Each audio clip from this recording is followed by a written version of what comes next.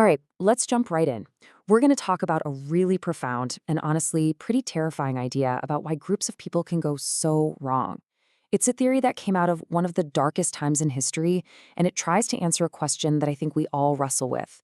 How do good, normal people end up supporting truly terrible things? We have this tendency to think of the people behind historic atrocities as just, monsters, like they're some kind of comic book villain. But the really uncomfortable truth, the thing history shows us over and over, is that the whole machinery of evil is usually run by people who are, well, pretty ordinary. And that's the million-dollar question, isn't it? If it's not monsters, if it's regular people, smart people, capable people, then how on earth does this happen? How do whole societies just completely lose their minds? Well, the answer might be a force that's actually way more dangerous than evil itself.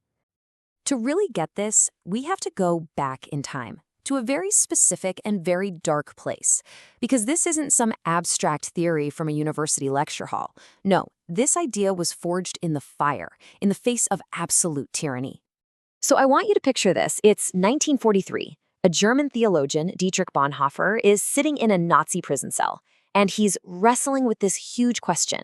He's looking at his own country, a place full of educated, cultured people, and he's seeing them swept up in this movement that just defied all logic and basic decency. He had to know why. And the conclusion he came to, it was absolutely startling. Okay, this is where Bonhoeffer's thinking gets so radical, and why it's still so important today. He pinpointed a force that he believed was a bigger threat to the world than simple, straightforward malice.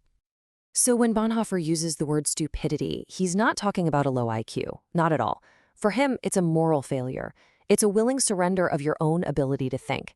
It's what happens when that pressure to just belong, to be part of the group, gets so intense that you basically outsource your own judgment. And this is the critical difference. Evil, Bonhoeffer said, can be fought. You can expose it with facts, you can protest it, because evil knows what it's doing.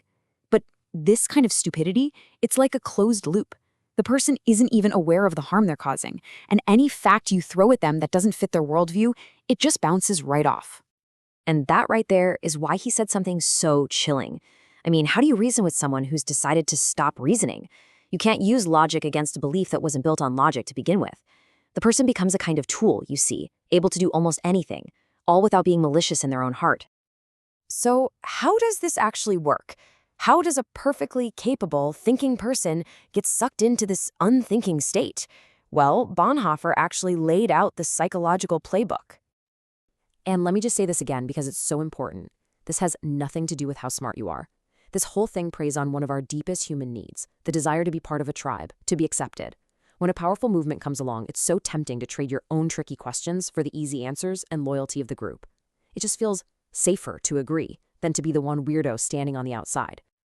Bonhoeffer saw it as a pretty clear step-by-step process. First, some powerful movement rises up offering really simple solutions to big, complicated problems.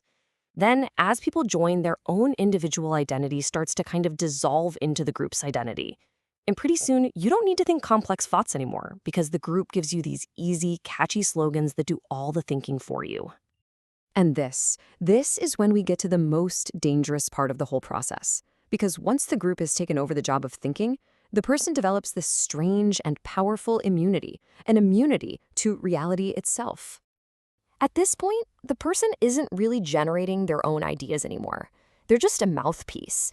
Their brain has basically become an echo chamber, bouncing back the same slogans and talking points over and over again. And this is exactly why arguing becomes pointless. I mean, have you ever been in one of those arguments, maybe online, where you present a clear fact and the other person just gets angry?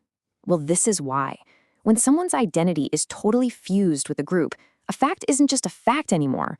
It's a personal attack on who they are. Their only defense is to reject the fact, and usually to attack you for even bringing it up. So what Bonhoeffer ultimately concluded was this.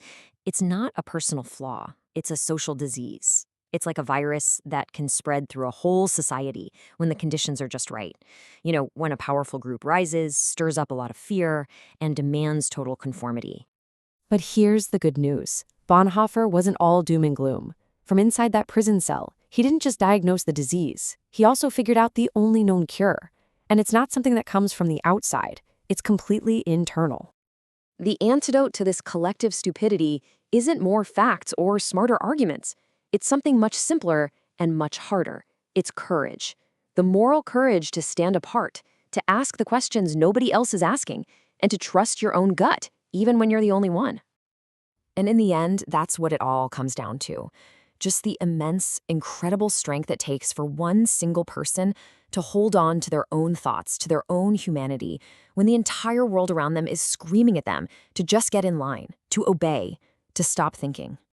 So this leaves us all with a pretty challenging question, doesn't it? We see this pressure to conform everywhere, in politics, on our social media feeds, sometimes even in our own families. So what is the real price we pay, not just as individuals, but as a society, when we choose the comfort of fitting in over the hard work of thinking for ourselves? And that's the final powerful idea here. Bonhoeffer, who literally gave his life for his beliefs, understood that choosing to stay silent, choosing not to think when it gets hard, that's not a neutral position. That's an act of surrender. It's letting the disease win. And that's a pretty sobering thought to leave you with.